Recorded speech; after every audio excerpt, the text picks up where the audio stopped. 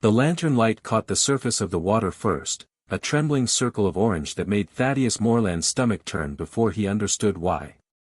He stood at the edge of the Vexley estate cistern, a stone mouth 20 feet across, yawning open to the Alabama night. The air hung thick as molasses, pressing against his chest with the weight of late August heat that refused to break even after sundown. Mosquitoes whined in his ears, but he barely heard them over the thunder of his own pulse. Something pale floated just beneath the surface. Thaddeus lowered his lantern, arms shaking, and the light penetrated the black water enough to reveal what he already knew he'd find, a face, bloated and gray, eyes open and staring at nothing. The mouth hung slack in an expression that seemed less like surprise and more like recognition, as if the dead man had been expecting this all along. "Lord Jesus," Thaddeus whispered, and his voice echoed down into the cistern's throat, coming back changed, distorted, almost mocking. The body was Rutherford Vexley, son of the plantation's master, and he had been in the water long enough for his fine linen shirt to balloon around his torso like a jellyfish. His hands floated palm up, fingers slightly curled, as though he'd been reaching for something just before he drowned. But that wasn't the worst of it. The worst of it was that Rutherford Vexley shouldn't have been anywhere near the cistern. The worst of it was the way his skin had taken on a peculiar greenish cast in the lamplight, like something already growing beneath it. The worst of it was the smell, not of decay, which would come soon enough in this heat, but of minerals and earth and something else, something ancient that made the hindbrain scream warnings the conscious mind couldn't quite interpret. Thaddeus backed away from the cistern's edge, his boots sliding in the red clay that never seemed to dry, even in drought. He needed to wake Master Edmund. He needed to raise the alarm. But his legs wouldn't move, wouldn't carry him back toward the manor house that crouched on its hill like a pale beast watching the darkness. Instead, he stood frozen, staring at the water, and wondered how long it would be before they found the others. 3 weeks earlier. Delilah Crane's hands knew the weight of the oak bucket before she lifted it, 10 pounds empty, 50 when filled to the rim with cistern water. She had made this walk every evening for 6 years, ever since Mrs. Cordelia Vexley decided that rainwater made her skin softer than well water, and that Delilah's particular care in heating it to precisely the right temperature made her indispensable for the evening ablutions. Indispensable. The word tasted like ashes. The path from the house to the cistern cut through what had once been kitchen gardens, now mostly gone to weeds that the field hands were too exhausted to tend after their primary labors.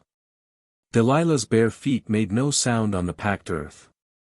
She had learned long ago to move like a ghost through the Vexley estate, to make herself as invisible as possible, to become a pair of hands that served and a pair of ears that heard nothing worth repeating.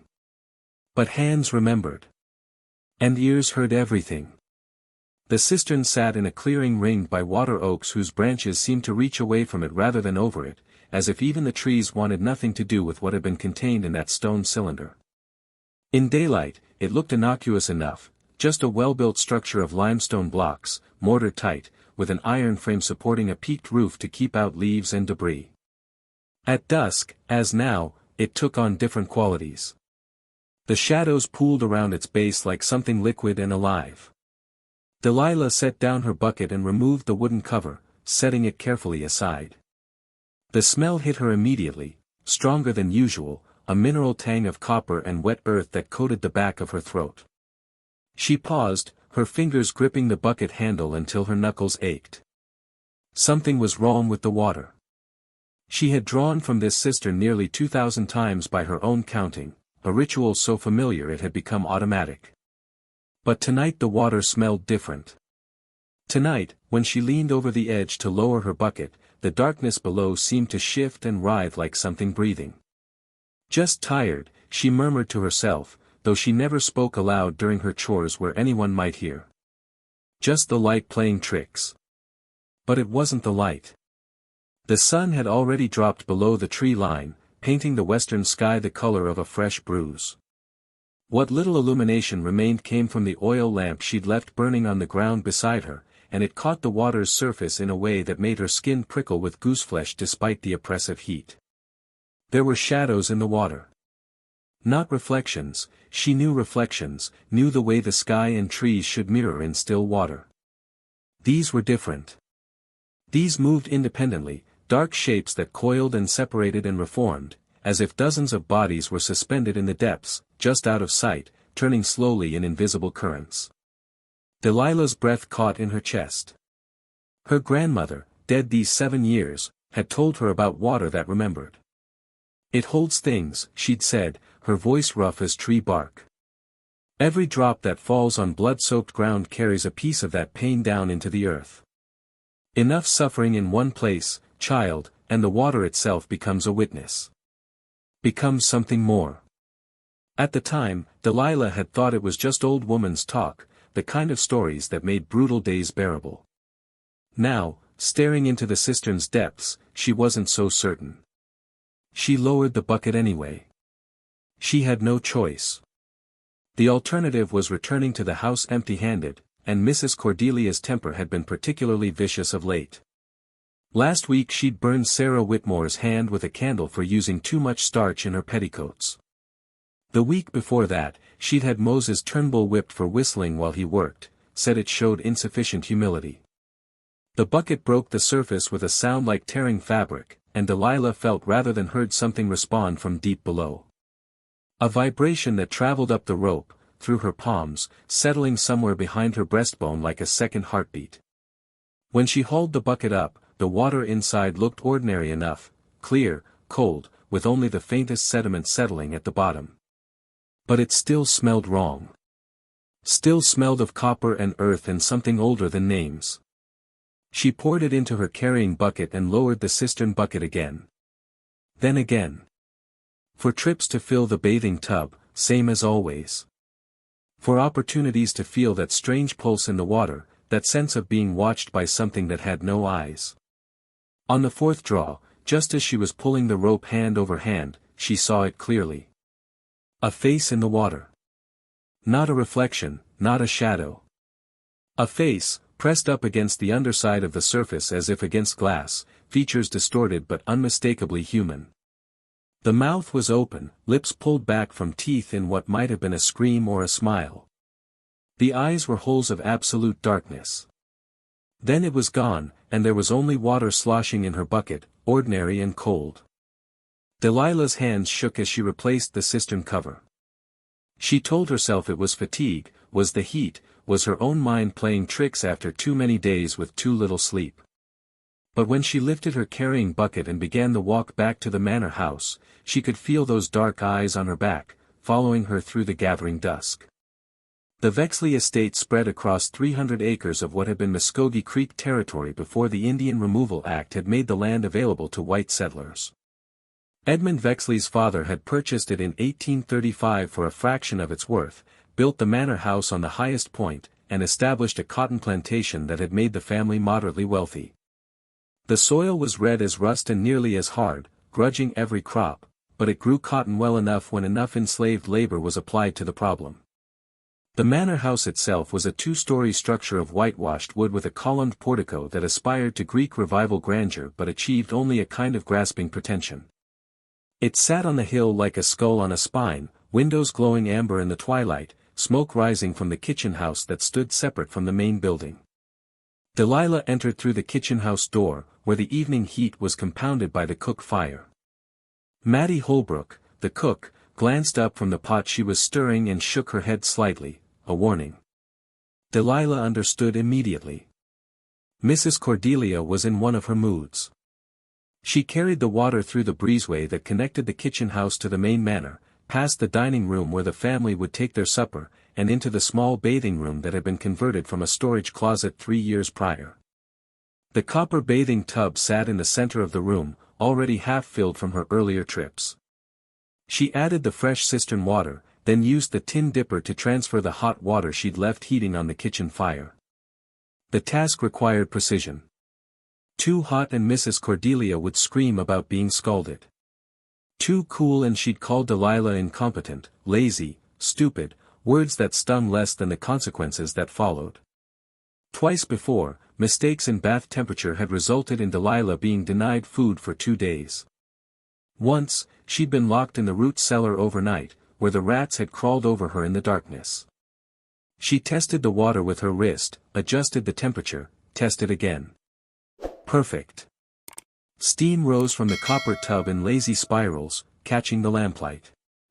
But there was still that smell. Copper and earth and rot. Delilah stared at the water, watching the steam twist and coil.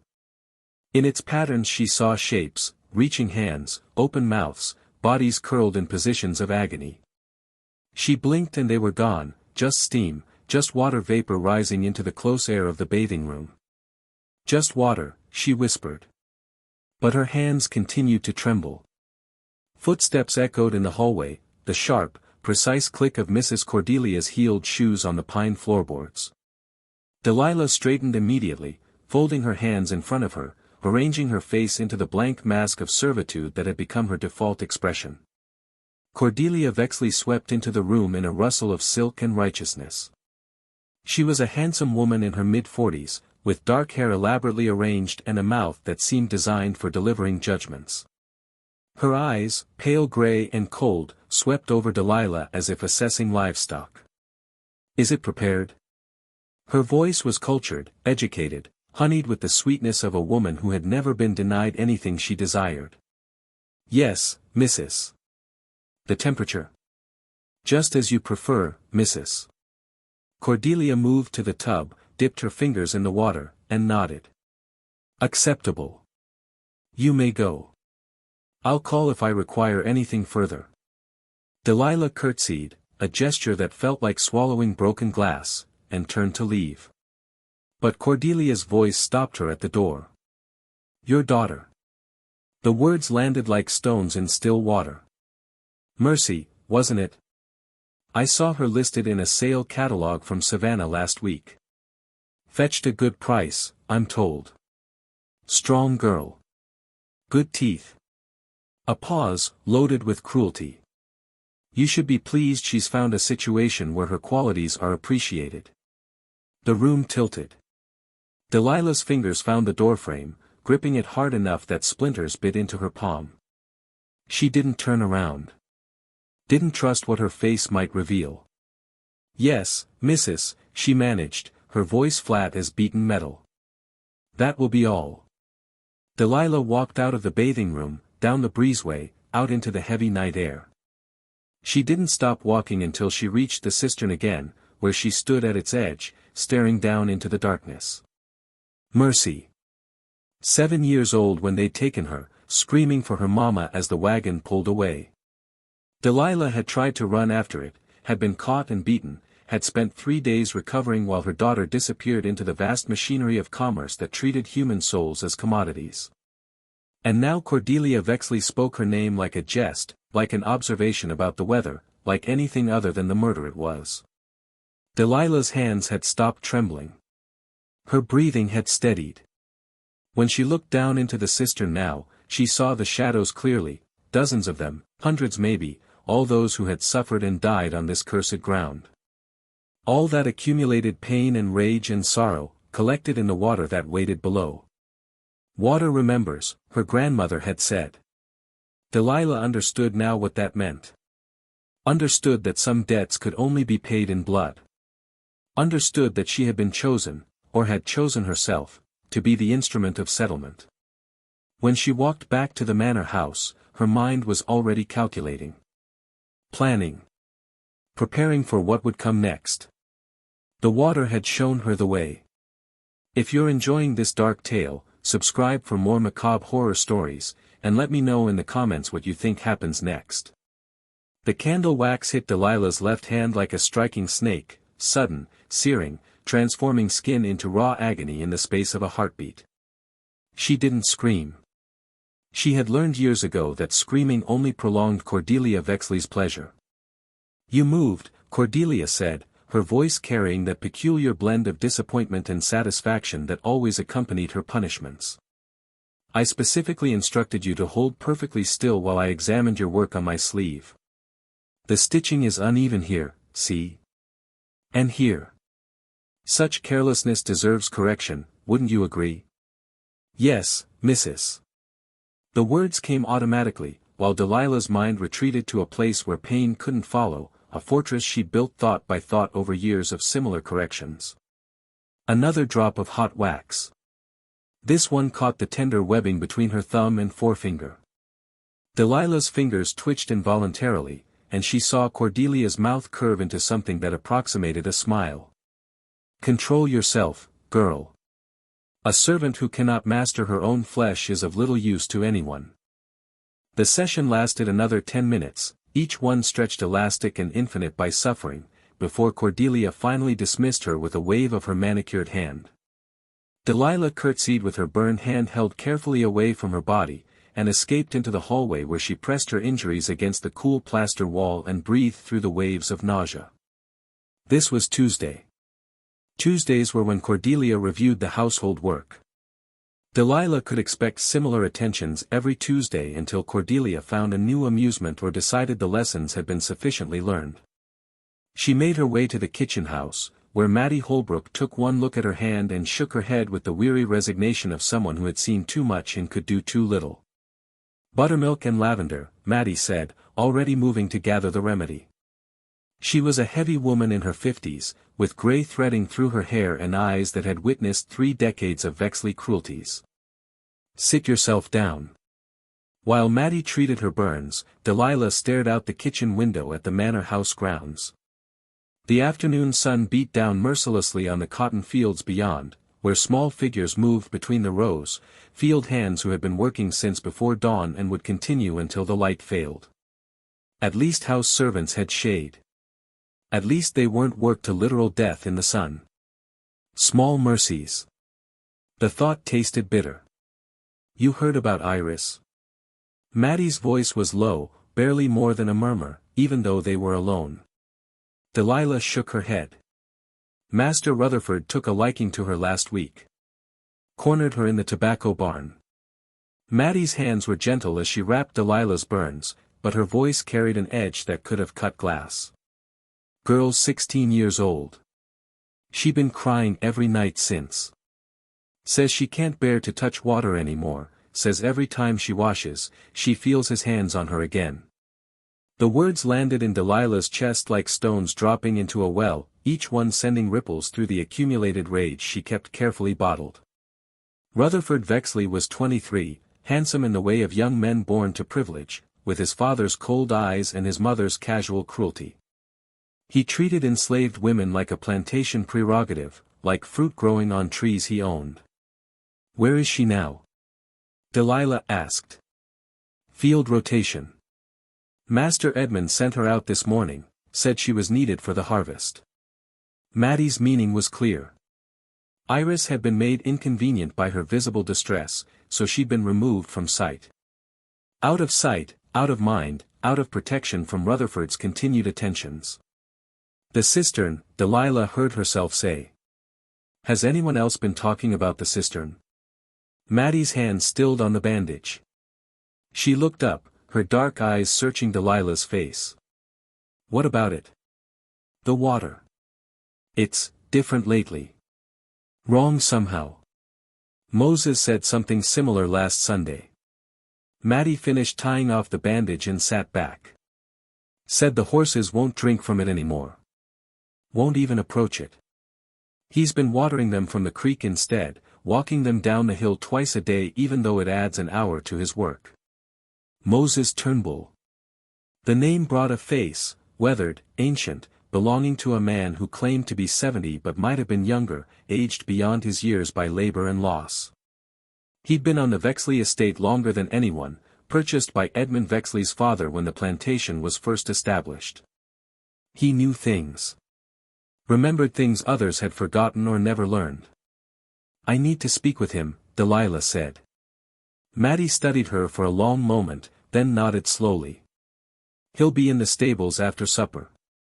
But Delilah, she gripped Delilah's wrist, careful to avoid the burns. Don't do anything foolish. Whatever you're thinking, it ain't worth what they'll do to you if you're caught. Delilah met her eyes and said nothing. Some truths were too dangerous to speak aloud, even among friends. The stables smelled of hay and horse sweat and leather, familiar scents that provided an odd comfort in their earthiness. Moses was rubbing down one of the carriage horses when Delilah found him, his gnarled hands moving in practiced circles across the animal's flank. He didn't look up when she entered. Wondered when you'd come asking. Asking what? About the water. About what's waking up. Now he turned, and in the lamplight his face seemed carved from ancient wood, every line a story of survival. You feeling it too, then? The pull. Delilah moved closer, checking to ensure they were truly alone. Tell me what you know. Moses set down his brush and leaned against the horse's stall. This land, he began, his voice taking on the cadence of storytelling, it wasn't always Vexley land. Belonged to the creek before that. Belonged to others before them. And every people that lived here, they knew the same truth, this ground is soured. There's a place where 3 streams used to meet, right where that cistern stands now. A sacred place once. Then a killing place. What kind of killing? All kinds. Moses's eyes grew distant. When the creek were forced out, some fought. Some died fighting. The bodies, he paused, shook his head. White folks didn't bother with burials for Indians. Just threw them in the old well that was there. Then later, when they started working slaves on this land, anyone who died from punishment or sickness or plain exhaustion, they went in that well too. Easier than digging graves in this hard clay. Delilah felt her stomach turn. How many? Dozens. Maybe more. Edmund Vexley's daddy, he built the cistern over that well. Thought he could cap it, contain it, use it for fresh water collection. But water that sits on top of bones. Moses trailed off, but his meaning was clear. Water remembers, Delilah whispered. More than remembers, child. It's been drinking in all that pain, all that dying, for 30 years now. And lately, he moved closer, his voice dropping even lower. Lately it's been getting restless. You ain't the first to see things in it. 3 people gone missing from this plantation in the last 2 months. Field hands, people nobody important would notice or care about. But I noticed. And I know where they went. The cistern. Moses nodded grimly. Found Jacob Winter's shirt near the edge 3 weeks back. Found Esther Cole's head wrap last week, soaking wet, even though it hadn't rained. The water's calling to them, pulling them in. Or maybe. He hesitated. Maybe it's pulling them down to join what's already there. All those dead, all that rage, it's accumulated into something. Something that wants settling. Delilah's burned hand throbbed beneath its bandage, each pulse a reminder of Cordelia's casual cruelty. What if it's not just calling them, she asked quietly. What if someone could, direct it?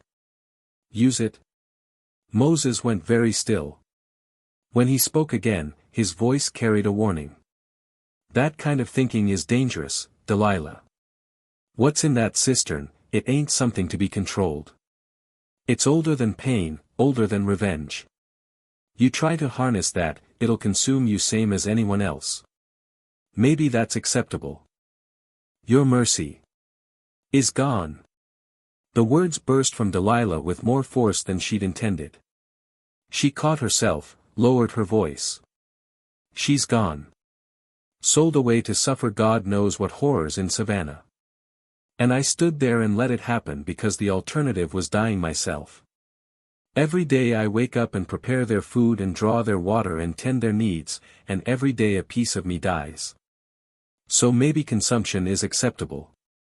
Maybe joining all those others in the dark water is preferable to one more day of this. Moses regarded her with something like sorrow. I can't stop you. Won't try. But I'll tell you this, if you open that door, if you give that water a path into this house, it won't distinguish between the guilty and the innocent. It'll take everyone. You understand? Everyone. The innocent are already being taken, Delilah said flatly. One way or another. She left the stables before Moses could respond, her mind already turning over possibilities. The lye soap was stored in the laundry house, great blocks of it, caustic enough to strip skin from bone if applied undiluted. She'd been making extra batches these past weeks, telling Maddie she wanted to get ahead on the washing. No one had questioned it. Why would they? A slave showing initiative was desirable, encouraged even. It would be simple enough to dissolve the lye in bath water. To make Cordelia's evening ablutions into an agony that mirrored every burn she'd inflicted, every humiliation she'd administered, every casual cruelty that had become her daily practice. And after that, well, the water would show her what came after. Delilah walked back toward the manor house as the sun touched the western horizon, painting everything the color of blood and bruises. Tomorrow was Wednesday. Tomorrow Cordelia would want her bath prepared, as she did every Wednesday and Saturday. Tomorrow would be soon enough. Behind her, in the stables, Moses Turnbull began to pray, not to the white man's God who seemed deaf to the suffering of his people, but to older powers. Powers that lived in the earth and water. Powers that understood the language of blood and debt. Have mercy on us all, he whispered into the gathering dark. For what's coming, there ain't no stopping it now. The horse beside him whinnied nervously and pulled against its tether, trying to turn away from something it could sense but not see, the shift in the air, the change in the quality of darkness, the way the very ground seemed to hold its breath in anticipation of horrors yet to come. In the cistern, the water rippled though there was no wind. Shadows moved in its depths, rising closer to the surface, eager and patient in equal measure. The reckoning had been building for 30 years. It would arrive in 3 days' time. Wednesday arrived with heat that made the air shimmer like water, distorting the landscape into something unreal and dreamlike. By noon, the temperature had climbed past 90 degrees, and even the cicadas had gone silent, as if the act of living required too much effort in such oppressive atmosphere. Delilah moved through her morning duties with mechanical precision, her mind elsewhere. Her burned hand had begun to heal beneath Maddie's careful ministrations, but the pain remained, a constant reminder, a tether keeping her anchored to her purpose.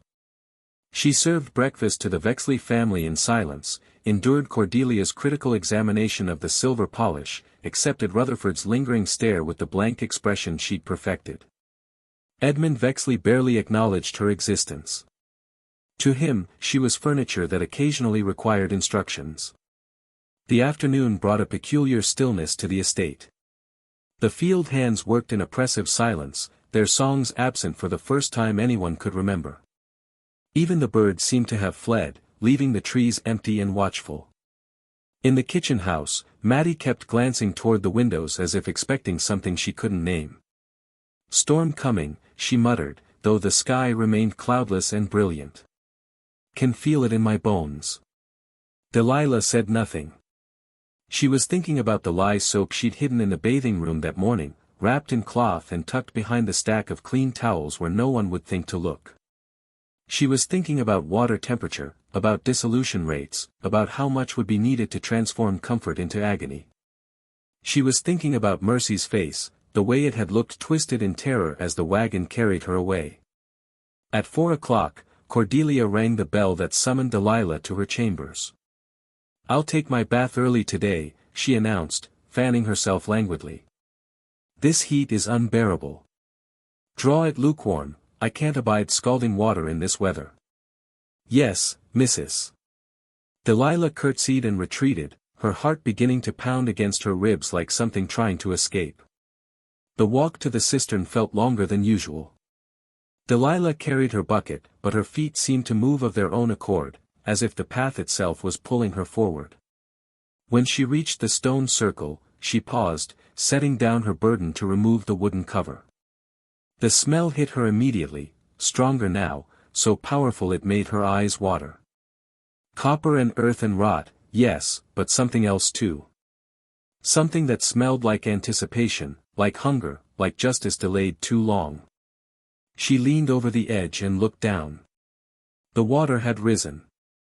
It was at least 3 feet higher than it should be, nearly to the top of the cistern walls, black as pitch and perfectly still. No ripples. No movement. Just that absolute darkness, waiting.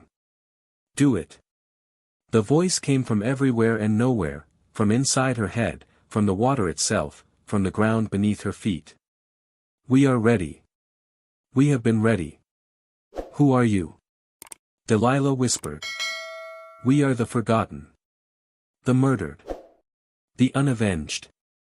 We are your daughter's tears and your grandmother's prayers and every drop of blood this ground has drunk. We are what happens when suffering pools deep enough to drown worlds." Delilah's hands trembled as she lowered her bucket. The rope seemed to move through her fingers on its own, paying out faster than gravity should allow. When the bucket hit the surface, it didn't splash, it simply disappeared into that absolute darkness as if passing through a membrane between worlds. She pulled it up. The water inside looked normal enough in the daylight, but she could feel its weight, heavier than water should be, laden with something more than mere liquid. "Tonight," the voices whispered. "Tonight we feed." The bathing room felt smaller than usual, the walls pressing close in the late afternoon heat. Delilah had made 4 trips to the cistern, had heated additional water in the kitchen as always, mixing hot and cold to achieve the lukewarm temperature Cordelia demanded. But she'd also added something else. The lye soap dissolved slowly in hot water, requiring patience and careful stirring. Too much and it would be immediately obvious, the water would turn cloudy, would smell too strongly of chemicals. But just enough, dissolved completely, would be nearly undetectable until skin made contact. Until moisture and alkaline combined to create a reaction that would strip flesh like lye was designed to do, slowly, agonizingly, layer by layer. Delilah had used half a block, crushed to powder and stirred into the heating water until it disappeared completely. The resulting mixture looked innocent. Smelled faintly medicinal, which could be attributed to the cistern water's mineral content. She poured it into the copper tub, watching the surface shimmer in the lamplight. Steam rose in lazy spirals, and within those spirals she saw faces, dozens of them, hundreds perhaps, all watching, all waiting. Her hands had stopped trembling. She felt calm, almost serene, as if she'd finally stepped onto a path she'd been circling for years. Footsteps in the hallway announced Cordelia's approach. Delilah straightened, arranged her face into its customary mask, and folded her hands. But inside, something else was happening. She could feel the water calling, could sense the presences, that inhabited it. They pressed against her consciousness like cold fingers, eager and patient. "Soon," they whispered. "Very soon." Cordelia swept into the room trailing silk and self-importance. She'd changed into her bathing chemise, her dark hair loose around her shoulders. In this state, without her elaborate costumes and cosmetics, she looked almost vulnerable. Almost human. "Is it prepared?" Her voice cut through the thick air. "Yes, Mrs." Cordelia approached the tub, peering at the water with her usual critical eye. She dipped her fingers in, testing the temperature, and nodded approval. "Acceptable. Though there's an odd smell, mineral, perhaps." "Did you draw from the cistern?" "Yes, Mrs. As always." Cordelia withdrew her fingers and wiped them on a towel. The skin where she'd touched the water had begun to redden slightly, but she didn't seem to notice. "Well, it doesn't matter. You're dismissed. I'll ring if I require assistance." This was the moment. Delilah could leave, could close the door, could walk away and let whatever would happen, happen. Or she could stay. Could watch. Could witness the first payment on a debt that had been accumulating for 30 years. She found herself rooted to the spot. "I said you're dismissed." Cordelia's voice carried an edge of irritation. "Forgive me, Mrs. I thought I might wait, in case you need anything." Cordelia studied her for a moment, suspicion flickering in those cold gray eyes. But then she shrugged, already distracted by the promise of cool water against overheated skin. "Very well. Stand by the door. And for heaven's sake, don't stare." Delilah moved to her position, her back against the wall, her eyes carefully lowered. She heard the rustle of fabric as Cordelia removed her chemise. Heard the woman's sigh of anticipation. Then heard the first scream. It started as a gasp, surprise more than pain. The moment Cordelia's foot touched the water, the lye began its work, reacting with moisture, with the oils on her skin, creating heat and chemical burns that intensified with each passing second. But that wasn't all that was happening. Delilah raised her eyes and saw Cordelia frozen half in, half out of the tub, one leg submerged to the knee. Her face had gone white, her mouth open in a soundless scream that finally found voice. "It burns! God in heaven, it burns!" Cordelia tried to pull her leg out, but it wouldn't move. Something held it beneath the surface. Delilah could see the water roiling around the submerged limb, could see shapes moving just beneath the surface, dark and hungry. Hands. The water was full of hands, all reaching, all grasping, all pulling Cordelia down into the copper tub. "Help me!" Cordelia's scream split the air. "Delilah, help me!" But Delilah stood frozen, not by fear but by something else, a terrible fascination, a sense of witnessing something that transcended mere revenge. This was older than anger. This was balance being restored, debts being paid in the only currency that mattered. Cordelia managed to grip the edge of the tub, her fingers white with strain. But the water was rising, impossibly, the level climbed higher than the amount that had been poured in, black now instead of clear, surging over the rim and spreading across the floor. "What did you do?" Cordelia's voice had gone shrill with terror. "What have you done to me?" The chemical burns were visible now, angry red welt spreading up her leg wherever the water touched. But worse than the burns was the way the water itself seemed alive, seemed to be pulling her down with the strength of 100 hands, 1,000 hands, all the hands of all the dead who had been thrown into that well and forgotten. Delilah finally moved. Not to help, but to step closer, to watch more clearly. "I gave you what you deserved," she said quietly. "What you all deserve." Cordelia's eyes went wide with understanding. Then with something else, recognition. She was seeing them now, Delilah realized. Seeing the faces in the water, the bodies rising from depths that shouldn't exist within a copper bathing tub. "Mercy," Cordelia gasped, and for a moment Delilah thought she was begging. Then she understood, Cordelia was seeing mercy in the water, seeing all the children who'd been torn from their mothers, all the mothers who'd been broken by such losses. The water surged over the tub's edge in a wave that defied physics. It grabbed Cordelia by the shoulders and pulled her under completely. Her hands broke the surface once, twice, fingers clawing at empty air. Then she was gone, dragged down into impossible depths within 3 feet of copper and horror. The water went still. Then it began to overflow in earnest, pouring across the floor in black rivulets that spread like searching fingers, running beneath the door and into the hallway beyond. Delilah stood in the spreading pool, feeling it lap against her feet, warm, thick, alive.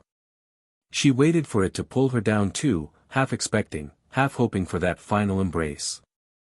But the water simply flowed around her, leaving her untouched, spreading outward through the house like a bloodstain. From somewhere in the manor, Edmund Vexley's voice roared questions. From somewhere closer, running footsteps approached. Delilah looked down at the copper tub, at the water that had finally gone still and clear, showing nothing but empty copper at its bottom. Nobody. No evidence. Just water, innocent and pure. She began to laugh. The horror has only begun. Subscribe to see how deep this darkness goes, and tell me in the comments, what do you think the water will do next? Edmund Vexley's roar of grief could be heard across the entire plantation, a sound so primal, so stripped of civilized pretense, that even the field hands paused in their labor to listen. They knew that sound. It was the keenness of a master who had lost property he valued, and such losses always meant consequences for everyone. But this was different. This was the master's wife. They'd found Cordelia's body in the bathing room an hour after Delilah's screams brought them running. She lay on the floor in a pool of water, emerged somehow from the tub that now sat empty, her skin mottled with chemical burns, her face frozen in an expression of such absolute terror that even hardened men like Thaddeus Morland had to look away.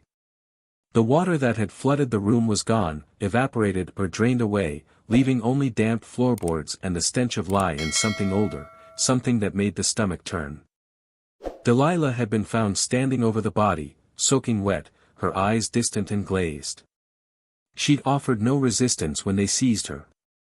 Hadn't spoken a word, even when Edmund Vexley struck her hard enough to split her lip, even when Rutherford kicked her ribs until something cracked.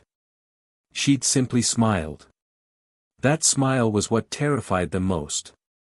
Now, 3 hours past sunset, they dragged her to the cistern. Edmund led the procession, torch in one hand, horsewhip in the other, his face a mask of barely controlled madness. Rutherford followed, along with Thaddeus Morland and Jeremiah Stokes, another overseer who'd been summoned from his supper to assist with the execution. Because that's what this was. An execution. They weren't even pretending otherwise. "Drowning's too good for her," Edmund muttered as they hauled Delilah across the grounds. "Too quick. We'll do it slow. We'll make her beg." Delilah walked between her captors without struggling, her bare feet leaving prints in the red clay.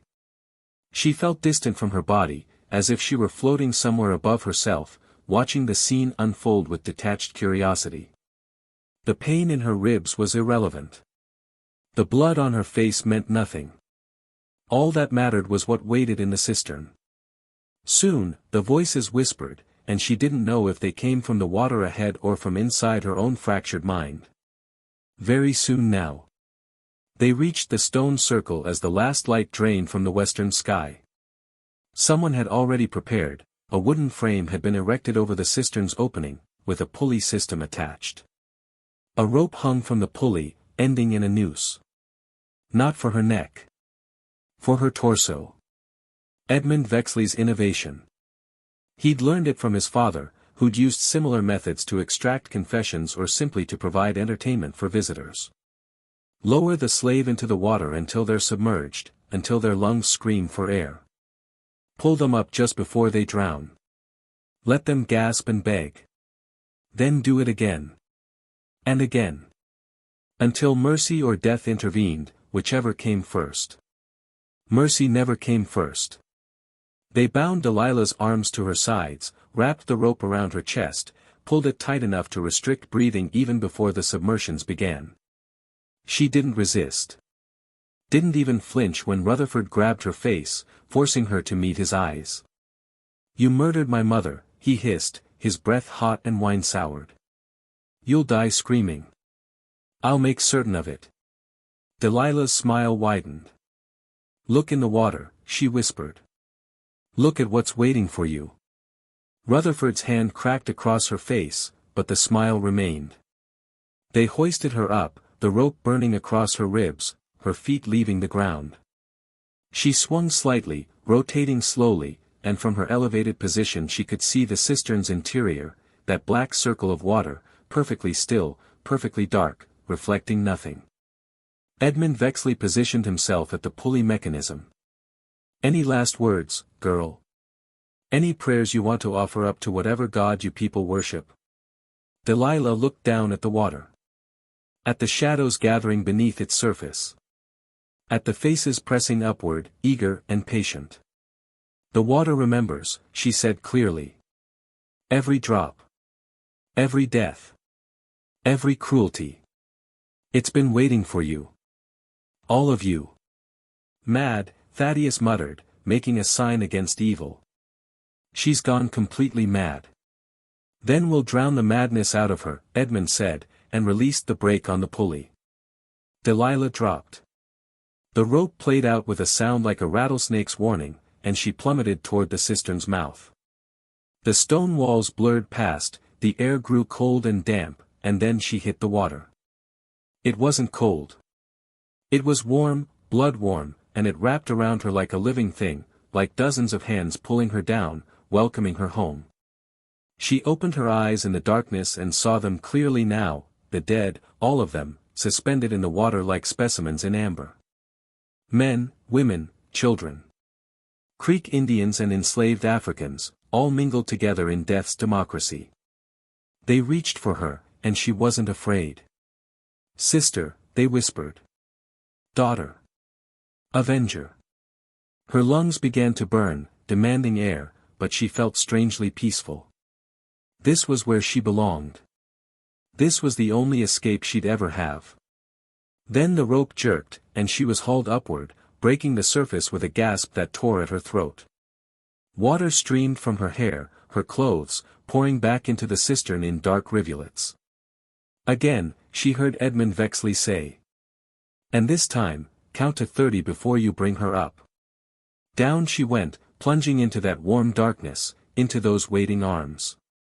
The dead embraced her, and she felt their rage flowing into her, through her, becoming part of her cellular structure. They showed her things, memories not her own, deaths she hadn't witnessed but now carried in her bones. Use us, they whispered. We give ourselves freely. Channel our hunger. When they pulled her up the second time, Delilah was laughing, deep, guttural sounds that belonged to many voices, not just her own. She's possessed. Jeremiah Stokes backed away from the cistern's edge, his face pale in the torchlight. Sweet Jesus, she's got demons in her. Superstitious fool, Edmund snapped, but his voice carried an uncertainty that hadn't been there before. It's just water madness. Brain damage from lack of air. Lower her again. The third descent was when everything changed.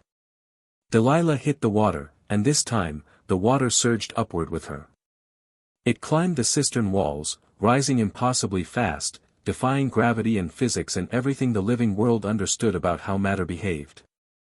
Above, the men saw the water level rising and began to panic. Pull her up. Rutherford shouted. Pull her up now. But the rope had gone slack. Something below had grabbed it, was holding it, preventing them from retrieving their victim. Thaddeus Morland leaned over the cistern's edge, peering down into the darkness. I can't see her. The water's too high, I can't. A hand shot out of the cistern, not Delilah's hand, but something else, something gray and bloated and impossibly strong. It grabbed Thaddeus by the collar and yanked him forward. His scream lasted only a second before the water swallowed it. The men watched in horror as he tumbled over the edge, his body hitting the rising water with a splash that sounded almost pleased. Mother of God, Jeremiah whispered. The water continued to rise. It reached the top of the cistern walls and began to overflow, spreading across the ground in a dark tide that moved with disturbing purpose, reaching toward the three men who remained. Edmund Vexley stumbled backward, his torch shaking. What is this? What devilry? Delilah's head broke the surface. But it wasn't just Delilah anymore. Her eyes had gone completely black, reflecting nothing, and when she spoke, her voice carried the weight of centuries. You built your house on bones, she said, and the words echoed from the cistern's depths, multiplied by 100 voices. You watered your crops with tears. You traded in flesh and called it commerce. Did you think there would be no reckoning? The water surged higher, and now they could all see what moved within it, bodies, dozens of them, floating just beneath the surface, their hands reaching upward, their mouths open in silent screams or perhaps songs of vengeance. Rutherford broke first. He ran, sprinting toward the manor house, his boots slipping in the red clay. But the water was faster. It flowed across the ground like a living thing, like a predator that had caught a scent, and it wrapped around his ankles in dark tendrils. He fell hard, face first in the mud, and before he could rise, the water was on him, covering him, pulling him down into depths that shouldn't exist in 3 inches of overflow. His fingers clawed at the ground, leaving furrows in the clay. Then he was gone, simply vanished beneath that impossible tide, his scream cut off mid-breath. Edmund Vexley stood frozen at the cistern's edge, watching his son disappear, his mind unable to process what his eyes witnessed. He'd always been a man of logic, of commerce, of ledgers and profits and the rational exploitation of resources. This couldn't be happening. This violated everything he understood about how the world functioned. Please, he whispered, and the word felt foreign in his mouth. He couldn't remember the last time he'd begged for anything. Please, I'll free them all. I'll.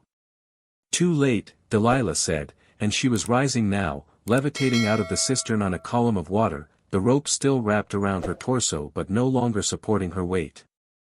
The dead lifted her up, brought her to stand on the cistern's edge, water streaming from her body in sheets. 30 years too late. 300 years too late. The debt is due, Edmund Vexley. And the water will have its payment. The cistern erupted.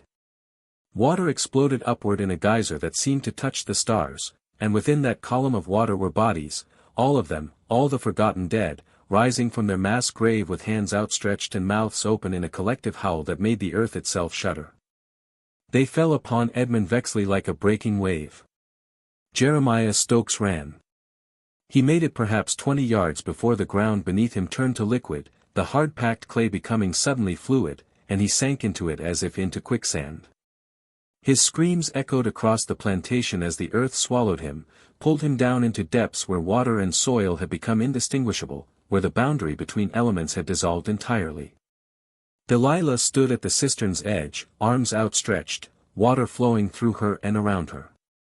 She was the conduit now, the bridge between the living and the dead, between justice and revenge. The water flowed toward the manor house. The water moved like a living organism, flowing uphill when physics demanded it should flow down, spreading across the Vexley estate grounds with purpose and terrible intelligence. It divided into streams, into rivulets, into seeking fingers that found every crack, every opening, every vulnerable threshold. The enslaved people of the plantation watched from a distance, from the quarters, from the fields, from hiding places in the woods where they'd fled at the first sounds of screaming. They saw the impossible water, saw the shapes moving within it, and understood with a bone-deep certainty that something ancient and furious had finally awakened. Moses Turnbull stood at the door of his cabin, his weathered face illuminated by the lamp he held. Young Iris Blackwell clutched his arm, her eyes wide with terror and something else, something that looked almost like hope. "Is it over?" she whispered. "Are we free?" "Not yet, child." Moses watched the water advance on the manor house, watched it climb the front steps like a dark tide. "Not until every debt is paid." In the kitchen house, Mattie Holbrook barred the door and gathered the other house servants around her, Sarah Whitmore, old Benjamin Quarters, the laundry woman Ruth Pemberton. They huddled together, listening to the sound of water rushing past outside, wondering if they too would be claimed.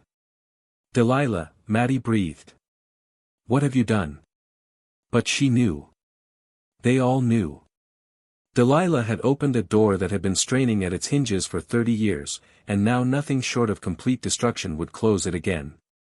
Inside the manor house, Edmund Vexley dragged himself up the front steps, his clothes soaked, his breath coming in ragged gasps. He'd escaped the cistern, barely, leaving Thaddeus and Jeremiah to whatever hell had claimed them. His son Rutherford was gone too, pulled into the earth by forces Edmund's rational mind refused to accept. But acceptance didn't matter. Survival mattered. He slammed the front door behind him and threw the bolt, as if a lock could keep out water that defied nature itself. His hands shook as he lit lamps, flooding the entrance hall with light that felt suddenly fragile against the darkness pressing in from outside. "Father!" Rutherford's voice echoed from somewhere deeper in the house. Edmund's heart leaped. His son was alive. Had escaped somehow, had made it back to the house. "Rutherford! Where are you?" "Upstairs. In Mother's room." "Come quickly." Edmund took the stairs 2 at a time, his wet boots leaving dark prints on the polished wood. Cordelia's chambers were at the end of the hallway, the door standing open, lamplight spilling out into the corridor. He burst into the room and stopped, his blood turning to ice. Rutherford sat in Cordelia's vanity chair, his back to the door, perfectly still. Water pooled on the floor around him, dripping from his clothes, from his hair, forming a spreading dark stain on the Persian rug. "Rutherford?" Edmund's voice cracked. "Son." Slowly, the figure in the chair turned. It wore Rutherford's face, but the eyes were wrong, black as the cistern water, empty of everything human. When it smiled, water spilled from its mouth, running down its chin in dark streams. "Not your son," the thing said, and its voice was many voices, all drowned speaking in unison. "Not anymore." Edmund backed toward the door, but water was already seeping under it, rising from the floorboards, emerging from the very walls as if the house itself was bleeding. "What do you want?" His voice was a whimper now, all authority stripped away. "What we've always wanted." The Rutherford thing stood, water sluicing off it in sheets. Recognition. Remembrance. Revenge. The water in the room was ankle-deep now, rising steadily. Edmund could feel it soaking through his boots, cold despite the summer heat, carrying with it the smell of earth and decay and drowned things. "I'll give you anything. Money, land, freedom for every. You can't give what was never yours to take." Another voice, this one behind him. Edmund spun to find Cordelia standing in the doorway. His wife died hours ago, her skin still marked with chemical burns, her hair hanging lank and wet around her face. But she moved, she breathed, she smiled with lips that had turned blue. "Hello, husband," she said sweetly. "Did you miss me?" Edmund's scream stuck in his throat as both figures advanced, his wife from the door, his son from the vanity. The water rose to his knees, then his thighs, climbing impossibly fast, and he could feel things in it, brushing against his legs, grabbing at his clothes. Hands. So many hands. He tried to run, but the water held him fast. He tried to fight, but there was nothing solid to strike. He opened his mouth to scream and water rushed in, warm and thick and tasting of copper, filling his lungs with the accumulated tears and blood and suffering of 3 decades. The last thing Edmund Vexley saw was faces in the water, hundreds of them, pressing close, their mouths open, their eyes accusing. Among them he recognized people he'd sold, people he'd beaten, people he'd worked to death and disposed of without ceremony or remorse. They pulled him down into depths that existed nowhere in the physical house, dragging him through the floor and into some other space where the drowned dwelt, where debts were paid in screaming and forever was measured in drowning breaths that never ended. Delilah stood in the cistern clearing, watching the manor house windows glow with an eerie phosphorescence as water filled it room by room. She could hear the screaming, Edmund's voice, thin and desperate, cutting off suddenly into gurgling silence. She felt nothing. No satisfaction, no horror, no triumph. She was hollow now, emptied out, a vessel that had served its purpose. The water began to recede. It flowed back across the grounds, returned to the cistern, carrying with it the bodies it had claimed. Delilah saw them pass, Thaddeus Morland's corpse floating face up, eyes wide and unseeing. Jeremiah Stokes, his body twisted at an impossible angle, mouth full of red clay. Rutherford Vexley, his handsome face bloated and grey. And Edmund, the master of the plantation, reduced to waterlogged meat, his expression frozen in eternal terror. The water deposited them all at the cistern's edge, arranged them in a neat row like offerings, like proof of transaction completed. Then it retreated fully, sinking back into that stone circle, returning to its previous level as if nothing had happened. The night grew quiet. Even the insects had gone silent. Delilah walked to where the bodies lay and looked down at them with empty eyes. For white men, dead by drowning on dry land. For lives to balance against hundreds. It wasn't enough. It would never be enough. But it was a beginning. Footsteps behind her. She turned to find Moses approaching, his face grave, his eyes reflecting lamplight and something older. "It's done," he said quietly. "Is it?" Delilah's voice sounded strange to her own ears, distant, disconnected. "For now." Moses looked at the bodies, then at the cistern, then at the manor house, which had begun to drain, water pouring from windows and doors like a building bleeding out. "But the water, it won't sleep again. You've woken something that's been drowsing for 30 years. It's tasted justice, tasted revenge. It'll want more. Good. Delilah turned back to the cistern. In its depths, she could still see the faces, still hear the whispers. They were satisfied for now, but Moses was right, this hunger wouldn't fade. Let it want. Let it take. Every plantation was built on stolen land and stolen lives. Let the water remember them all. And you? Moses asked gently. What happens to you now?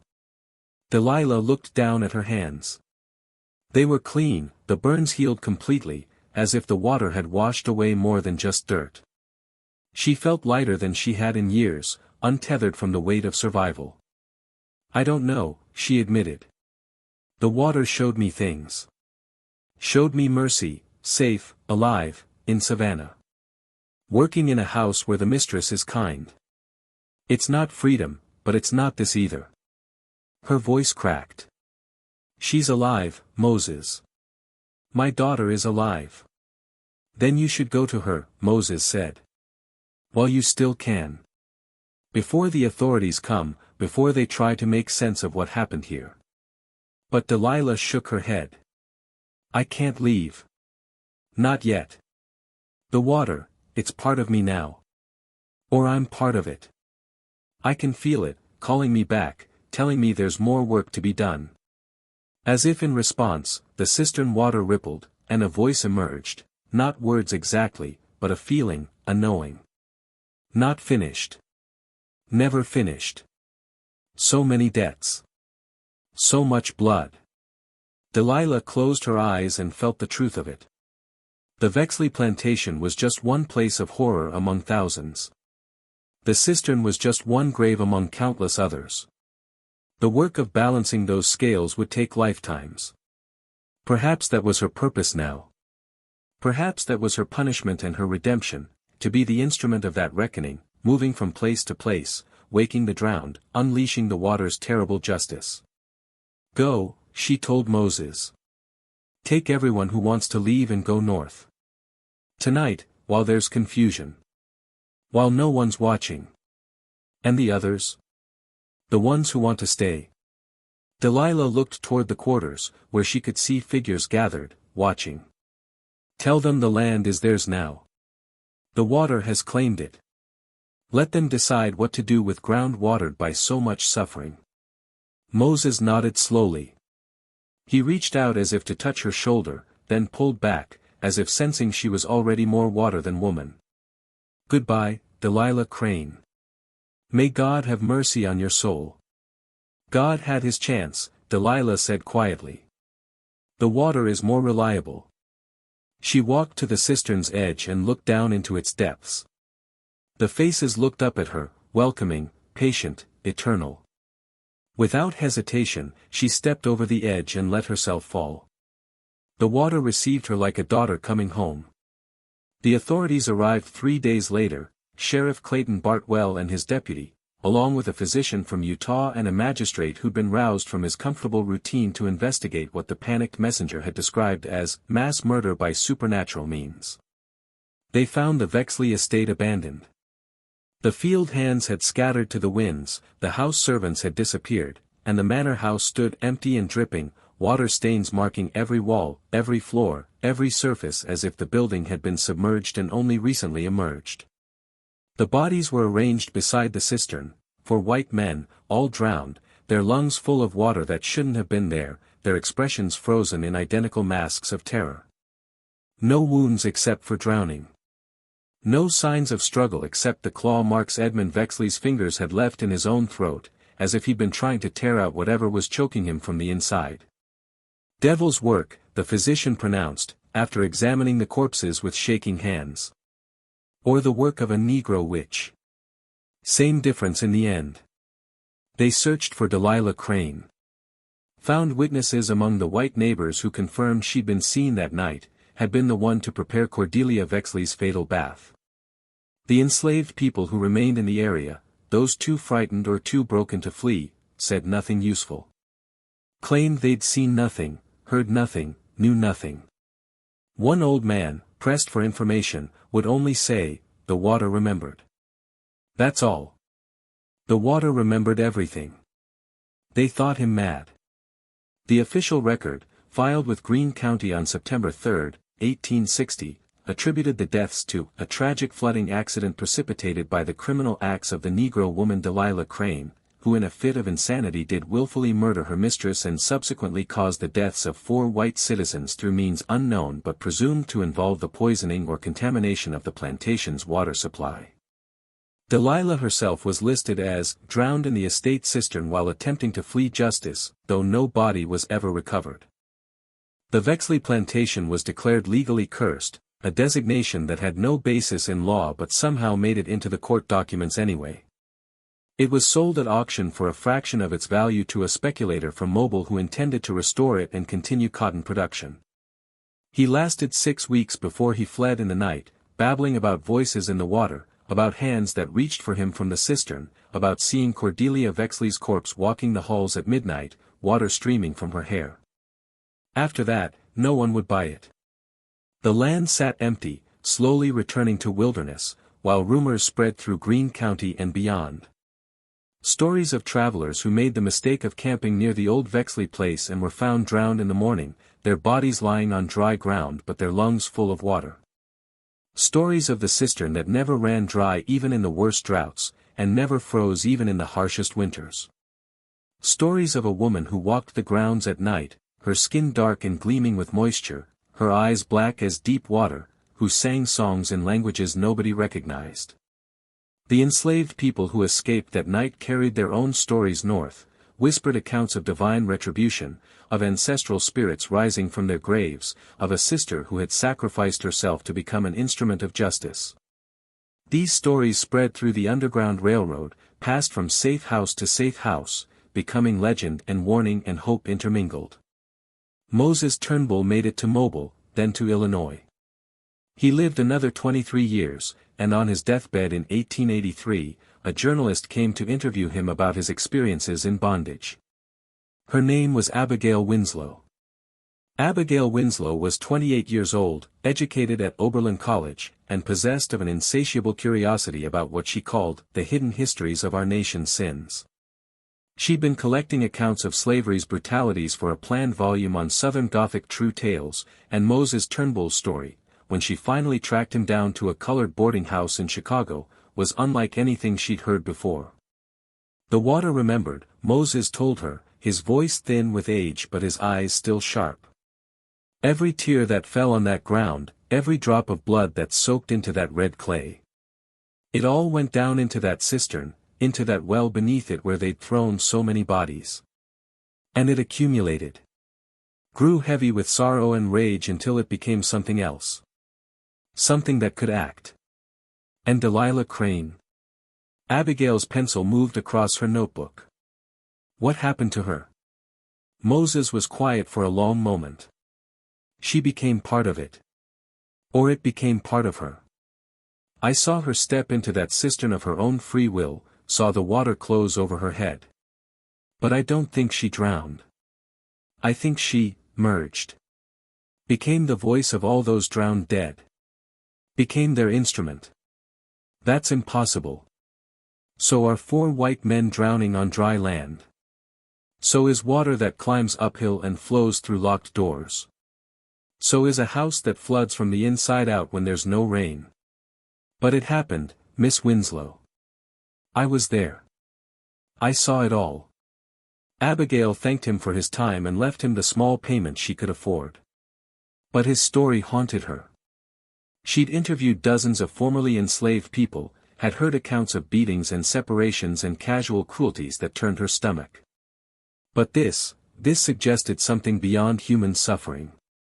This suggested the universe itself could be provoked to respond. She decided to visit the Vexley estate. The journey took 3 days by train and hired carriage. The driver who agreed to take her to the abandoned plantation charged her triple the normal rate and refused to wait. "I'll come back for you tomorrow," he said, his face grim. "But I won't stay. Not near that place. Not after dark." Abigail stood at the plantation gates, rusted iron hanging crooked on stone pillars that were slowly being reclaimed by kudzu, and felt the wrongness immediately. The air was too still, too heavy. No birds sang in the trees. No insects hummed in the undergrowth. The manor house loomed on its hill, windows dark and empty, white paint peeling in long strips that made it look diseased. Water stains marked the exterior walls in patterns that looked almost like reaching hands. But Abigail hadn't come for the house. She'd come for the cistern. She found it in the clearing Moses had described, ringed by water oaks whose branches stretched away from it like supplicants recoiling from something holy or profane. The stone structure was intact, though the wooden cover had long since rotted away. Abigail approached carefully, her journal clutched in one hand, her scientific skepticism warring with the primitive fear that crawled up her spine. She looked down into the cistern. The water was black and perfectly still, reflecting nothing, not the sky above, not the stones that formed the opening, not Abigail's own face as she leaned over the edge. It was like looking into a void that led somewhere other than the bottom of a well. "Hello." Her voice sounded foolish, but she couldn't help herself. "Is anyone there?" For a long moment, nothing. Then the water rippled, and Abigail saw a face rising toward the surface, not breaking through, but pressing against it from below like someone trapped under ice. A woman's face. Dark-skinned, beautiful, with eyes that held knowledge of terrible things. "Tell them," the face whispered, though no sound came from the water. "Tell them what happens when suffering pools deep enough to drown worlds. Tell them the water remembers. Always remember." "Delilah?" Abigail breathed. The face smiled, sad, ancient, eternal. "I have many names now. I am Delilah and Mercy and all the stolen daughters. I am the Creek dead and the African dead and all who were murdered on stolen land. I am what happens when rage ferments into something pure and patient. Are you still here? After all these years? Water doesn't die. It only changes. And I am the water now." More faces rose to the surface, dozens, hundreds, a congregation of the drowned pressing upward, their mouths open in silent testimony. Abigail stumbled back from the cistern's edge, her heart hammering. When she looked again, the water was still and empty, reflecting nothing.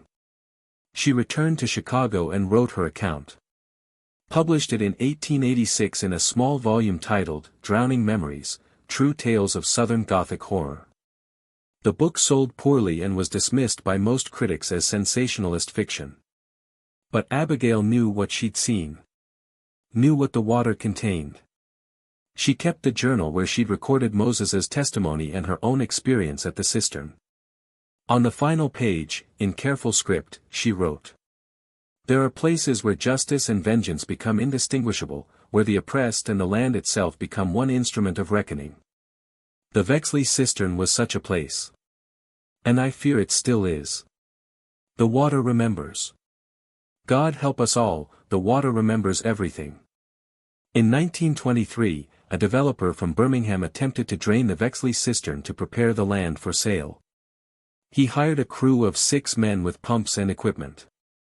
5 of them drowned that night, found in the morning lying on dry ground, their lungs full of black water. The 6th went mad and spent his remaining years in an asylum, screaming about hands that pulled him down, about faces in the water that knew his name, about a dark woman who sang songs of drowning. The cistern was never drained. In 1958, the land was purchased by the county and turned into a nature preserve. Signs were erected warning visitors away from the cistern. The area around it was fenced off, declared unsafe due to unstable ground conditions. But on still nights, people claim they can hear singing coming from that clearing. A woman's voice, deep and mournful, joined by a chorus that sounds like water moving over stone. And sometimes, during the worst droughts, when every creek and pond and well in Greene County runs dry, the Vexley Cistern remains full, black water that ripples with movement from below, as if something down there is still awake, still watching, still waiting. Still remembering. Thank you for journeying through this dark tale with me. If you enjoyed this macabre story of justice and vengeance, please subscribe for more horror stories that blur the line between history and nightmare. Leave a comment below telling me what you think. Does the water still wait? Are there other places like the Vexley Cistern, where suffering has pooled deep enough to become something else? I'd love to hear your thoughts.